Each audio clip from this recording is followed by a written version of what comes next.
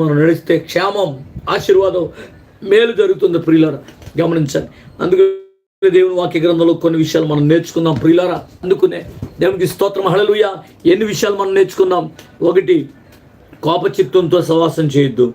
2, అన్యజనులతో సహవాసం చేయొద్దు. 3, త్రాగుబోతులతో సహవాసం చేయొద్దు.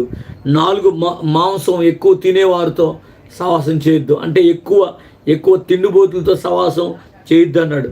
నెక్స్ట్ తర్వాత ఎవడు దుర్జనులతో సహవాసం చేయొద్దన్నాడు. మూర్ఖులతో సహవాసం చేయొద్దన్నాడు.